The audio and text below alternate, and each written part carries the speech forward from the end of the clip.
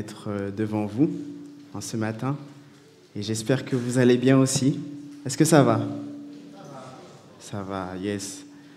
Le Seigneur a été bon pour chacun d'entre nous et on peut le glorifier, on peut le remercier pour le souffle de vie qu'il nous a accordé. Ce matin, nous allons avoir un moment de méditation. Alors, pas sur le texte que nous venons de lire, bien que c'est un texte important. J'ai choisi ce texte parce qu'en fait, ça va résumer le sermon. C'est-à-dire que ça pourrait être le texte final que je vous donne et après, c'est bon.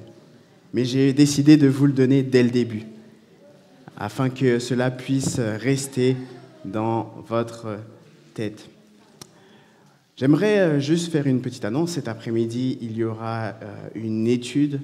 On pourra s'édifier cet après-midi sur Zoom, comme d'habitude. Donc, vous êtes attendus. Nous pourrons discuter de l'étude de cet après-midi, de ce matin, ou un autre thème en fonction des personnes qui seront là. Je vous invite à lire avec moi l'histoire sur laquelle nous allons rester, et il se trouve dans le livre de Jonas au chapitre 1. Jonas au chapitre 1. Et nous allons lire le chapitre. Il est écrit: la parole de l'Éternel fut adressée à Jonas, fils d'Amittai, en ces mots: Lève-toi, va à Ninive, la grande ville, et crie contre elle, car sa méchanceté est montée jusqu'à moi. Et Jonas se leva pour s'enfuir à Tarsis, loin de la face de l'Éternel. Il descendit à Joppo, et il trouva un navire qui allait à Tarsis. Il paya le prix du transport et s'embarqua pour aller avec les passagers à Tarsis, loin de la face de l'Éternel. Mais l'Éternel fit souffler sur la mer un vent impétueux, et il se leva sur la mer une grande tempête. Le navire menaçait de faire naufrage. Les mariniers eurent peur, ils implorèrent chacun leur Dieu, et ils jetèrent dans la mer les objets qui étaient sur le navire, afin de le rendre plus léger. Jonas descendit au fond du navire, se coucha et s'endormit profondément. Le pilote s'approcha de lui et lui dit: « Pourquoi dors-tu? Lève-toi, invoque ton Dieu. Peut-être voudra-t-il penser à nous, et nous ne périrons point pas. » Et ils se dirent l'un à l'autre: « Venez, et tirons au sort pour savoir qui nous attire ce malheur. » Ils tirèrent au sort, et le sort tomba sur Jonas. Alors ils dirent: « Dis-nous, qui nous attire ce malheur? Quelles sont tes affaires et d'où viens-tu? Quel est ton pays et de quel peuple es-tu? » Il répondit: « Je suis hébreu et je crains l'Éternel, le Dieu des cieux qui a fait la mer et la terre. » Ces hommes eurent de grandes frayeurs et ils lui dirent: « Pourquoi as-tu fait cela? » Car ces hommes savaient qu'ils fuyaient loin de la face de l'Éternel par ce qu'il leur avait déclaré. Ils leur dirent: « Que te ferons-nous pour que la mer se calme envers nous? » Car la mer était de plus en plus enrageuse. Il répondit: « Prenez-moi et jetez-moi dans la mer, et la mer se calma envers vous, et la mer se calmera envers vous, car je sais que c'est moi qui attire sur vous cette grande tempête. » Ces hommes ramaient pour gagner la terre, mais ils ne le purent parce que la mer s'agitait toujours plus contre eux. Alors ils invoquèrent l'Éternel et dirent: « Ô Éternel, ne nous fais pas périr à cause de la vie de cet homme, et ne nous charge pas du sang innocent, car toi, Éternel, tu fais ce que tu veux. » Puis ils prirent Jonas et le jetèrent dans la mer, et la fureur de la mer s'apaisa. Ces hommes furent saisis d'une grande crainte de l'Éternel, et ils offrirent un sacrifice à l'Éternel et firent des vœux. Que l'Éternel bénisse sa parole. J'ai décidé d'intituler le message de ce matin, disciple ou volontaire. Alors vous allez vous tourner vers la personne qui est à côté de vous et vous allez lui poser la question, disciple ou volontaire? Allez.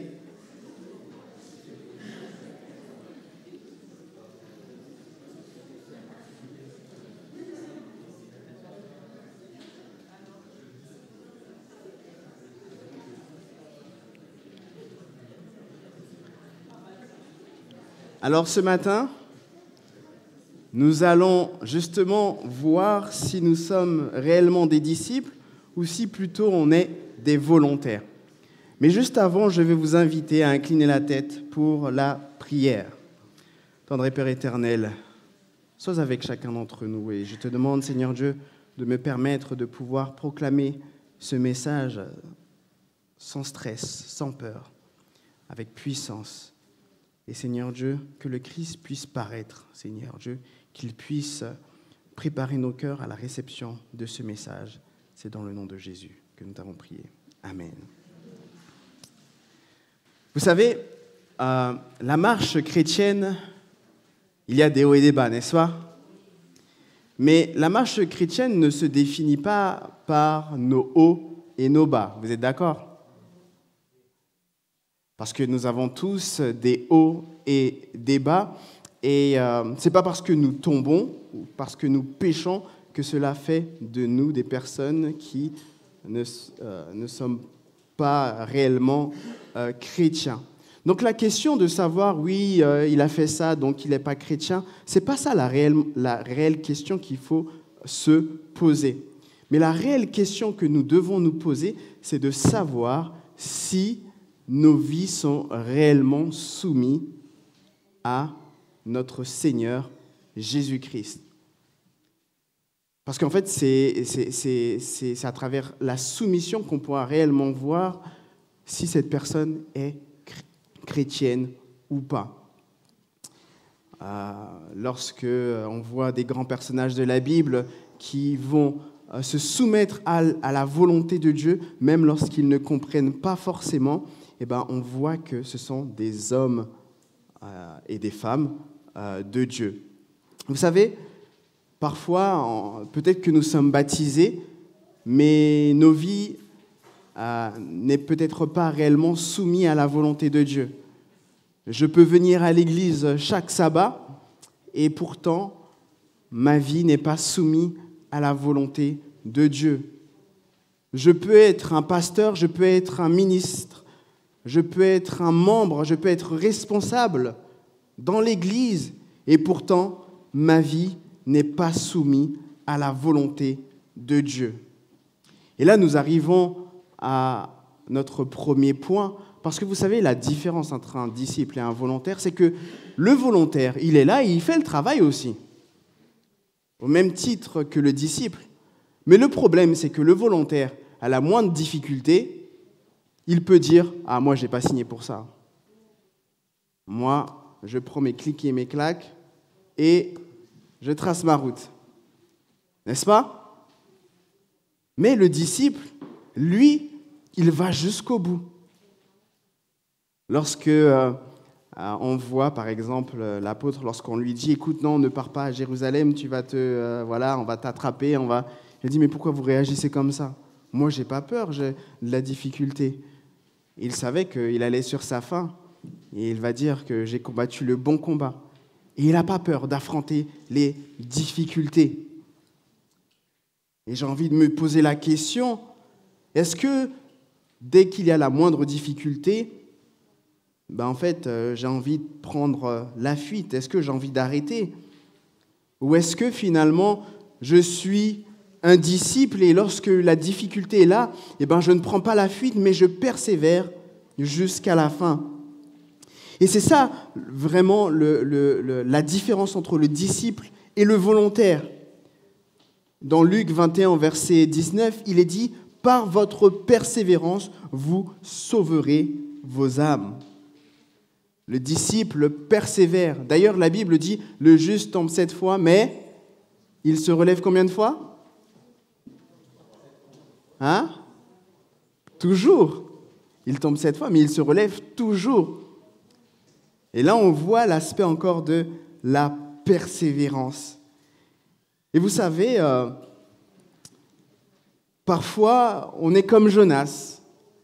On a servi Dieu, on le sert quand tout va bien, mais parfois on veut servir Dieu selon nos termes, selon nos conditions, selon notre temps, selon notre humeur, nos envies. Et lorsque Dieu nous demande de faire quelque chose qui ne nous arrange pas, eh bien, on n'est pas d'accord. Hein. On n'est pas d'accord et donc on prend la fuite. Mais la soumission, qu'est-ce que c'est la soumission? La soumission, en fait, ce n'est pas le fait d'obéir tout simplement. La soumission, c'est une question de croyance.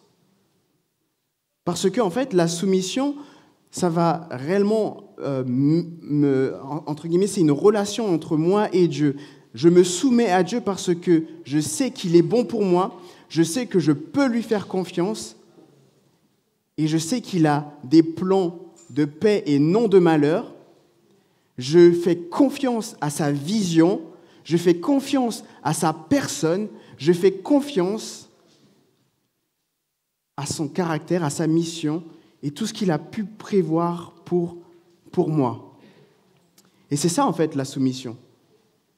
Mais lorsque je ne crois pas que Dieu peut réellement m'aider, lorsque je crois que Dieu ne peut pas me délivrer de mes difficultés, est-ce que je vais me soumettre à lui? Bien évidemment, non. La confiance, la soumission, c'est un acte quotidien. C'est un acte quotidien parce que je me dis, je fais confiance en Dieu, c'est lui qui me donne le souffle de vie, et je sais que même si je perds la vue, même si je ne comprends pas ce qui m'arrive, je le fais confiance, parce qu'il a été bon pour moi dans le passé. Il m'a toujours soutenu jusqu'à présent, et donc même si je perds tous mes repères, même si ce qu'il me demande n'a aucun sens au moment, à l'instant T, je le fais confiance et je sais qu'il va continuer à me diriger, car je sais qu'il connaît le meilleur chemin pour moi. Je sais qu'il va me préserver de tout danger. Et c'est pour cela que je lui fais confiance et que je me soumets à sa volonté. La soumission, en fait, en autres mots, pour faire très simple, c'est une confiance tellement radicale en Dieu qu'on est prêt à le suivre, peu importe les circonstances. Vous savez, aujourd'hui, la technologie se développe très vite. Et vous savez, lorsque nous prenions l'avion, il y a des moments critiques. Les moments les plus critiques, c'est au moment du décollage et de l'atterrissage. Et vous savez, par exemple, lorsque vous allez à l'autre bout du monde, le gros travail des pilotes, maintenant, à l'heure où je vous parle, c'est juste de donner leur maximum d'attention au moment du décollage et à l'atterrissage, parce qu'après, ils appuient sur un bouton, c'est autopilote, le pilote automatique, et ensuite, ils sont en croisière tout comme vous. Et parfois, ils dorment même. Et vous ne le savez peut-être pas, mais oui, les pilotes dorment pendant les vols. Certains d'entre eux, peut-être pas les deux en même temps quand même, mais peut-être qu'ils prennent des relais, je ne sais pas. Mais aujourd'hui, l'avion est utilisé. C'est sûr qu'à l'époque, quand il n'y avait pas le pilote automatique, c'était plus technique. Et si vous parlez à des anciens pilotes, ils vont dire maintenant, les pilotes d'aujourd'hui, ce sont des feignants. Ils ne savent plus rien faire. Parce que c'est le pilote automatique. Aujourd'hui, nous avons, par exemple, la voiture Tesla. Je vois des vidéos où il y a des personnes qui sont dans la voiture et ils s'endorment au volant. La voiture, elle conduit toute seule. Et ça, ces personnes-là ont une telle confiance en la technologie qu'ils sont prêts à s'endormir. Je voyais, c'était cette semaine, une dame qui dormait la bouche ouverte et la voiture l'emmenait à sa destination. Et c'était d'autres personnes qui filmaient la personne en train de dormir et la voiture, elle conduisait. Et donc là, on voit à quel point, aujourd'hui, nous faisons confiance et nous soumettons notre vie à... C'est un acte de foi, hein, comme je vous l'ai dit, lorsque nous prenons l'avion, lorsque des personnes achètent Tesla pour pouvoir laisser se conduire par la voiture, ils font une telle confiance à Elon Musk. Et nous, en tant que chrétiens, nous ne voulons pas réellement faire confiance à Jésus. Et vous savez, la chose la plus difficile pour nous, en tant que chrétiens, c'est de lâcher prise.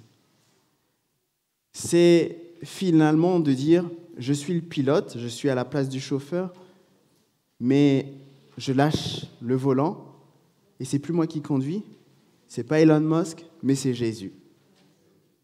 C'est Jésus qui conduit. Mais le problème, c'est que Jésus il conduit et on regarde autour.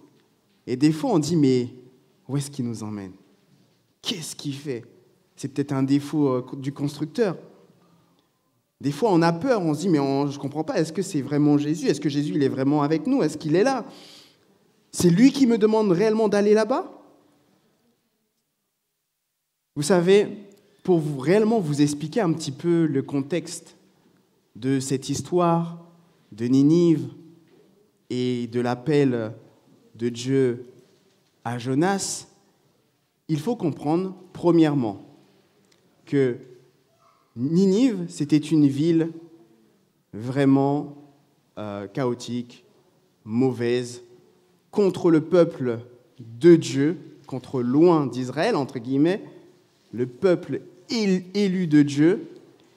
Et vous savez, lorsqu'on regarde le contexte de Ninive, en fait, ils étaient tellement devenus mauvais que c'est presque comparable à l'époque, comme on a pu le voir dans l'histoire des enfants, à l'époque de Noé. Dans Noé, au chapitre 6, il est dit que la méchanceté de l'homme était montée jusque devant Dieu et que finalement Dieu a décidé de détruire la terre par le déluge. Et lorsqu'on lit le texte, on voit que c'est similaire.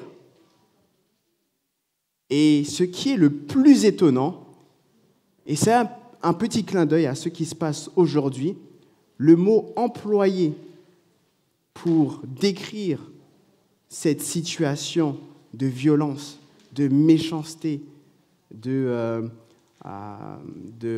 d'enfreindre la loi, etc., d'être contre le peuple d'Israël, le mot en hébreu qui est utilisé, c'est le mot Hamas. Et donc, du coup, vous pouvez voir le contexte.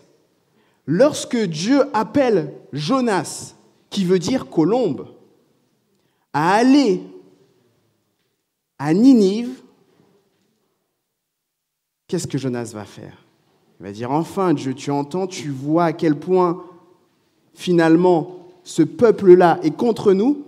Et je vais vous inviter à lire dans le psaume 27 au verset 12. Et le psaume 27, verset 12, pourrait carrément dire ce que Jonas aurait pu dire à Dieu. Le psaume 27,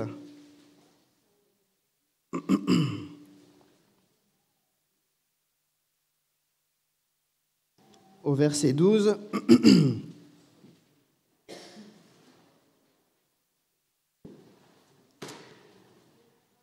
Psaume 27 au verset 12, il est dit « Ne me livre pas au bon plaisir de mes adversaires, car ils s'élèvent contre moi des faux témoins et des gens qui ne respirent que la violence. » Le mot utilisé pour violence, c'est encore une fois « Hamas ». Dans l'ancien hébreu. Et donc, on voit que Jonas ne veut pas aller à Ninive. Tout simplement, il n'est pas d'accord avec ce que Dieu lui demandait de faire. Et encore une fois, la chose la plus difficile pour nous en tant que chrétiens, c'est lorsque nous ne sommes pas d'accord avec Dieu. Lorsque Dieu nous demande de faire quelque chose qui ne nous plaît pas. Encore une fois, Jonas devait dire colombe. Et lorsqu'on pense à une colombe, on pense tout de suite au Saint-Esprit, n'est-ce pas? Et nous l'avions vu il y a 2-3 semaines, lorsque nous avons fait l'étude l'après-midi, que là où il y a le chaos, eh ben, le Saint-Esprit, c'est la personne pour remettre de l'ordre. Et la jeunesse, qui veut dire colombe, ne voulait pas aller justement à Ninive. Parce qu'en fait, tout simplement, pour lui, ça n'avait aucun sens. Pour lui, Dieu devait détruire Ninive, tout comme il a détruit Sodome et Gomorrhe, tout comme il a détruit la terre avec le déluge auparavant. Et c'est vrai que même pour nous aujourd'hui, en 2023, il y a beaucoup de choses qu'on a l'impression que Dieu pourrait nous demander qui ne font pas réellement sens. Par exemple, lorsque Dieu nous demande d'abandonner certaines choses, lorsqu'il nous appelle pour le ministère. Après tout, par exemple, je donne un exemple comme ça, Dieu appelle Moïse, un gars qui vient de tuer un autre Égyptien, un ancien meurtrier. Est-ce que ça vous paraît sensé? Non. Il avait quel âge? Il était quand même âgé. Vous imaginez, mettez-vous à la place de Moïse, il dit, mais Dieu, tu ne peux pas m'appeler, moi je suis timide, je n'arrive même pas à placer 2 mots. Moi, tu m'appelles pour délivrer ton peuple. Mais avec tout le respect que je te dois, quand même pas. Et aujourd'hui, vous qui êtes assis, vous avez tous aussi une mission. D'où est la question, disciple ou volontaire? Parce que il y a beaucoup d'entre nous qui ont reçu une mission ou qui vont recevoir une mission prochainement. Et ils vont dire, ah ouais, je le sens pas trop, ouais, c'est pas trop pour moi. Pourquoi on m'a appelé à ce ministère? Moi, j'ai pas trop les dons, j'ai pas trop ces talents-là, et puis je suis pas super à l'aise. C'est pas trop mon truc. Lorsque Dieu va vous appeler, c'est pas sûr que lorsque vous allez entendre et lorsque vous allez voir qui vous appelle pour ça, que cela va vous donner du sens, entre guillemets, par rapport à cet appel. Lorsque Dieu a dit « sacrifie ton fils », vous pensez que c'était logique pour Abraham? Lorsque il y avait une foule, les disciples, ils disent « mais comment on va nourrir ces gens-là » Jésus dit « apportez-moi 2 poissons ». Pour les disciples, vous pensez que c'était logique? Non, ce n'était pas logique. Et il n'y a rien de tout ça qui est logique, peu importe les miracles ou les choses que Dieu a pu faire. Lorsque c'est difficile pour nous de terminer les fins de mois et que finalement Dieu nous dit d'apporter les dîmes, vous pensez que c'est logique?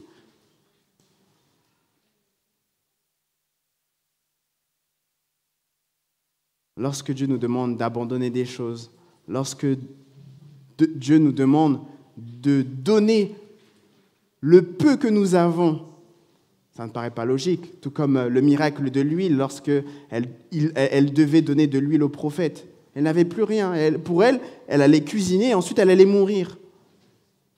Et laissez-moi vous dire qu'à travers ça, ces choses-là ne seront jamais logiques. Tout ce que Dieu demande, tout ce que Dieu pourrait nous pousser à faire, ne pourrait pas faire sens à moins que nous obéissions à sa parole. Et c'est après l'obéissance que nous voyons à quel point, en fait, c'était logique.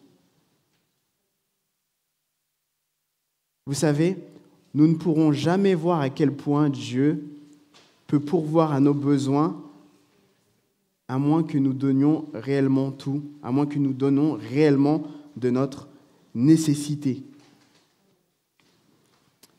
Et certaines personnes ne verront jamais aucun miracle parce qu'ils ne veulent pas pardonner à ceux qui ne méritent pas.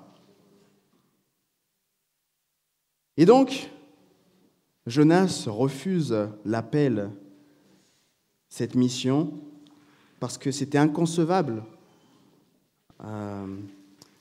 Ninive qui est contre Israël, Ninive qui est contre tout ce qui est d'ordre de la justice.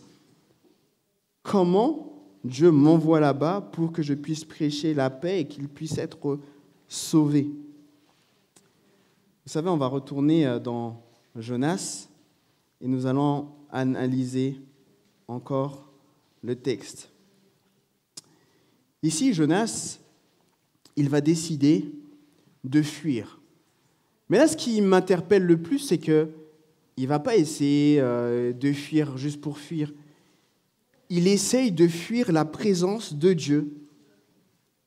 Et combien de fois, nous, en tant que chrétiens, nous essayons aussi de fuir la présence de Dieu. Nous essayons de fuir cette relation que nous avons avec Dieu. Nous ne lisons plus la Bible, nous ne prions peut-être plus assez, nous ne louons plus Dieu. Tout ça, c'est une forme de fuite. Mais vous savez, la bonne nouvelle, c'est que Dieu, il va faire quelque chose d'extraordinaire. Il voit que Jonas n'est pas d'accord. Mais Dieu, il va se dire, Jonas, je sais que tu n'es pas d'accord, mais je ne vais pas te laisser partir sans me battre avec toi. Et je ne vais pas te laisser partir trop loin, parce que si tu pars loin de ma présence, c'est la destruction assurée. La leçon à retenir, c'est que les tempêtes ne sont pas là pour vous détruire. Certaines tempêtes, encore une fois, ne sont pas là pour vous détruire. Peu importe les tempêtes que vous avez dans votre vie, des tempêtes au niveau familial, financier, relationnel ou autres. Ces tempêtes ne sont pas là pour vous détruire, mais peut-être que Dieu utilise ces tempêtes pour pouvoir vous rappeler. Parce qu'il y a des personnes qui vont peut-être trop loin, comme Jonas. Il y a des personnes qui ont besoin d'être rappelées à l'ordre. Il y a toutes sortes de tempêtes parce que Dieu veut souligner, Dieu veut se révéler, Dieu veut révéler peut-être un problème que nous avons. Et il permet à ce que ces tempêtes puissent être présentes afin qu'on puisse dire « Ah, ça, ce n'est pas une tempête normale ». Et d'ailleurs, c'est ce que les marins, les mariniers, ils vont constater. Ils vont voir que lorsqu'ils étaient prêts à partir, ils vont partir, mais finalement, la tempête commence. Mais ils vont se dire, mais attends, mais c'est bizarre parce que là, on ne bouge pas du tout. On n'arrive pas à avancer, on n'arrive pas à reculer, on n'arrive pas à aller à droite ou à gauche. Et donc, on fait du surplace. Normalement, un bateau qui est dans une tempête, il va à la dérive.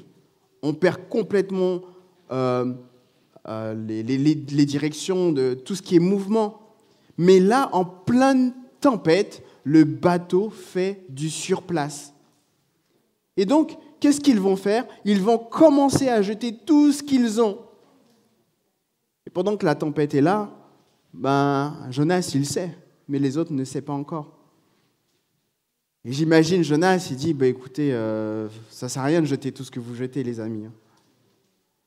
Il dit, mais pourquoi tu dis ça ? Mais on est en pleine tempête et tout, on jette pour que le bateau soit plus léger et qu'on puisse ramer pour revenir ou partir. Il dit, non, mais en fait, s'il y a la tempête, c'est parce que j'essaye de fuir Dieu, et puis voilà, j'essaye de partir loin de Dieu, loin de la mission qu'il m'a donnée, donc littéralement, ça ne sert à rien ce que vous faites. Il dit, ah mais non, arrête de raconter des bêtises et tout, etc. Peut-être qu'ils n'ont pas cru directement, mais à force, la tempête, elle grandit en force. Et finalement, ils se posent la question, écoutez, là, on voit que là, ça devient critique. On a tout essayé, donc maintenant, appelez vos dieux. Et là, c'est une autre leçon. Dieu intervient lorsque nous l'invitons. Vous savez, comme les disciples, lorsqu'ils étaient dans la barque, ils ont tout fait. Ils ont jeté, ils ont pris de l'eau, ils ont jeté par-dessus. Et c'est après, lorsqu'ils étaient totalement épuisés, ils ont dit, bon, c'est bon, nous, on ne peut plus rien faire. Ils se sont rappelés que Jésus était dans la barque. Et c'est de la même manière que Dieu aussi, lorsque, par exemple, quelqu'un se noie, le sauveteur va attendre qu'il se fatigue, limite qu'il perde un peu connaissance, et ensuite, il va rentrer en action, parce que si vous plongez pour aider la personne qui est stressée, en état de stress, et qui est en train de se débattre, vous risquez de vous noyer avec cette même personne. Et parfois, Dieu, dans la tempête, il attend qu'on soit fatigué. Parce que tant qu'on n'est pas fatigué, Dieu, il sait que l'homme, il veut se débrouiller par ses propres moyens. Donc Dieu, il dit, ok, vas-y, fais. Quand tu seras fatigué, je vais venir. Et donc on fait, on réfléchit. Et finalement, rien ne se passe. Il dit, ah ouais, là, c'est chaud. Là, je ne peux plus rien faire. Là, Seigneur Dieu, tu sais quoi, maintenant, moi, je ne peux rien faire, j'ai aucune option. Mais non, je mets tout entre tes mains. Et là, Dieu va dire, enfin, tu as mis du temps. Et ici, là, on va voir que Jonas, lorsqu'ils vont finalement appeler tout leur Dieu, ils vont dire, mais il est où l'autre? En fait, il est descendu, il est allé dormir. Et ensuite, ils vont aller le voir, ils vont le réveiller, ils vont lui crier dessus. Mais qu'est-ce que tu fais? Tu vois pas que, un petit peu comme les disciples avec Jésus, mais tu vois pas que tu n'as pas peur qu'on meure? Appelle tes dieux, peut-être que voilà, il va nous sauver. Et Jonas se réveille et dit, mais non, écoutez, comme je vous l'ai dit peut-être auparavant, tout ce que vous faites, ça ne sert à rien. Je sais que c'est à cause de moi. Mais non, arrête de dire des bêtises. Mais prie ton Dieu pour qu'on soit sauvé. Allez, on va même tirer au sort. Finalement, ils ont tiré au sort. On voit que c'est encore Jonas. Il dit, ah ouais, là, quand même, c'est bizarre ce que tu nous racontes. C'est vraiment vrai. Mais finalement, t'es qui, toi? D'où viens-tu? Qu'est-ce que tu as fait à ce Dieu, finalement? Vous voyez, moi, je sers le vrai Dieu qui a créé le ciel et la terre là, et la mer qui bouge là comme ça. Je sers ce Dieu-là et je l'ai désobéi et j'essaye de fuir loin de sa présence. Et là, les mariniers, là, ils étaient en train de... Là, ils avaient... Windows, c'était fermé. Hein. Là, le cerveau, là, ils n'ont pas compris, en fait. Mais comment ça? Comment ça, toi, prophète, homme de Dieu, tu fuis de la présence de celui qui a tout créé? Là, ils n'ont pas compris. Ils ont compris que, voilà, toi, en tant que prophète, toi, tu essayes de fuir. Là, ils disent, ah ouais, non, écoute, écoute, dis-nous ce qu'on doit faire pour que la tempête se calme. Et là, Jonas, il était un peu, écoutez, il n'y a rien à faire. Ce que vous devez faire, c'est que vous devez me jeter dans l'eau pour que vous puissiez survivre. Et là, en fait, les mariniers, ils vont avoir le complexe du sauveur. Ils vont se dire, mais non, nous, on ne va pas te faire ça. Tu es prophète de Dieu et nous, on ne touche pas aux prophètes. Non, c'est... Voilà. Et vous savez, nous aussi, parfois, nous avons ce complexe du sauveur. C'est-à-dire que des fois, nous voulons sauver des personnes alors que ce n'est pas notre rôle de les sauver. Il y a un seul nom qui a été donné. C'est lequel? Le nom de Jésus. Et parfois, il y a des personnes qui vont sacrifier leur famille, leurs finances, leur job ou tout ce qu'ils peuvent sacrifier pour pouvoir aider d'autres personnes. Et ce n'est pas notre rôle. C'est-à-dire que, comme pour ces mariniers, on doit prier et dire, Seigneur Dieu, cette personne-là, voilà, je ne peux pas l'aider. Parce que s'il reste avec moi, je vais couler avec. Donc il y a certaines choses, parfois, dans nos vies aussi, même en tant que chrétien, on doit parfois faire le tri des personnes. Parce qu'il y a des personnes qui ont été placées pour notre chute, mes chers frères et sœurs. Et si vous dites, non, moi je vais persévérer avec cette personne va vous emmener dans le lieu de la perdition. Donc lorsque vous savez qu'une personne a déjà une sorte de mentalité bien carrée et que vous ne pourrez rien faire, faites attention. La Bible dit, prenez garde que personne ne prenne votre couronne. Pourquoi il est dit ça? Parce qu'il y a une possibilité, mes chers frères et sœurs, qu'à cause d'une personne, qu'une couronne soit prise sur votre tête. Donc nous devons faire extrêmement attention. Imaginons que, moi, je ne sais pas, une personne a besoin de mon aide, mais finalement, je vois que ça risque de mettre toute ma famille dans une situation compliquée, voire dangereuse, et que je reçois beaucoup d'avertissements, je suis obligé de remettre le sort de cette personne à Dieu, parce que je ne suis pas Jésus. Et donc, je dois réellement laisser cette personne. Donc nous aussi, mes chers frères et sœurs, n'ayons pas ce complexe du sauveur comme pour les mariniers. Et Jonas leur a dit, écoutez, tout ce que vous faites, ça ne sert à rien. Vous devez me jeter dans l'eau. Et finalement, ils vont prier. Alors ils invoquèrent, au verset 14, alors ils invoquèrent l'Éternel et dirent, ô Éternel, ne nous fais pas périr à cause de la vie de cet homme et ne nous charge pas du sang innocent, car toi, Éternel, tu fais ce que tu veux. Donc là, ils vont parler à Dieu, les mariniers. Ils vont dire, ok, tu sais quoi, le prophète, il a parlé, on va faire ce qu'il nous a demandé, mais voilà, Dieu, ça, c'est pas notre sort, c'est pas nous. Donc finalement, ils étaient là et ils l'ont jeté. Pour Jonas, c'était fini. Jonas, dans sa tête, c'était, voilà, j'ai fui loin de l'Éternel, maintenant c'est la mort qui m'attend parce que j'ai fui, j'ai désobéi à la mission que auquel il m'avait appelé, et donc c'est fini pour mon sort. Quel sort? Et donc, c'était ça en fait la fin de Jonas. Mais encore une fois, Dieu, il voulait Jonas. Et quand je dis que Dieu voulait Jonas, c'est pas qu'il avait besoin de lui pour aller prêcher à Ninive, mais il le voulait. Dieu n'a pas besoin de nous pour prêcher l'évangile, parce que lorsque au moment où Jonas est rentré dans le bateau, il aurait pu faire un ciel bleu avec des oiseaux, il aurait pu partir vers Tarsis et loin de la face de l'Éternel, n'est-ce pas? Et là, peut-être que lui-même, il aurait dit, la grâce de Dieu surabonde, il m'a laissé partir. Non, Dieu il a dit non, toi, il ne faut pas que je te laisse partir parce que si je te laisse partir, je vais te perdre peut-être pour l'éternité. Alors on va se battre, tout comme Jacob, il va se battre avec Dieu. Finalement, c'était durant cette tempête qu'il y a eu ce conflit entre guillemets. Ce n'était pas une tempête naturelle, c'était surnaturel, bien évidemment, comme je vous l'ai dit, ils ont fait du surplace. D'ailleurs, Ellen White donne plus de détails dans son livre « Patriarches et prophètes » dans ce sujet, sur cette tempête. Et donc finalement, mes chers frères et sœurs, j'aimerais vous rappeler que toutes les tempêtes ne sont pas forcément un jugement parce que vous êtes des mauvais chrétiens.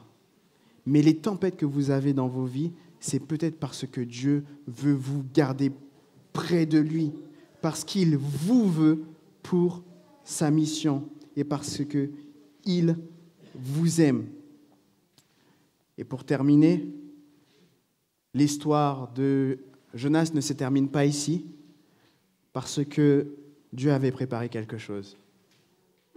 Dieu avait préparé un grand poisson pour engloutir Jonas. Finalement, c'est le grand poisson miraculeux qui va sauver Jonas, qui va l'avaler. Le prophète va rester dans le poisson pendant 3 jours, qui fait parallèle à Jésus qui est resté 3 jours dans le tombeau. Et finalement, vous savez, le poisson a rejeté Jonas. Et le texte nous dit que le poisson a vomi. C'est-à-dire que le poisson, lorsque le prophète était là pendant 3 jours, le poisson voulait digérer le prophète. Mais finalement, la main de Dieu a agi et finalement, c'est quelque chose qui était involontaire de la part du poisson. C'est-à-dire que c'est quelque chose de forcé. Et du coup, il a vomi le prophète. Tout comme la mort ne pouvait pas retenir Jésus. Et la mort devra encore vomir une dernière fois au son de la trompette. Lorsque Dieu va appeler tous les morts en Christ, la mort qui essaye d'avaler, de digérer, de garder tous les morts dans leur état, eh bien la mort va vomir tous les morts en Christ. Quel beau message. Mes chers frères et sœurs, Dieu vous veut Il ne vous veut pas en tant que volontaire, mais il vous veut en tant que disciple. Est-ce que c'est réellement votre désir d'être un disciple, de persévérer jusqu'à la fin, même lorsque les choses ne vous paraissent pas logiques ou sensées, de se dire « Ah, heureusement que j'ai entendu le message de ce matin, parce que je vois que du noir, mais je ne marche pas par la vue, je marche par la foi. Et je crois en celui qui m'a sauvé. » Voulez-vous être des disciples? Que Dieu vous bénisse. Amen.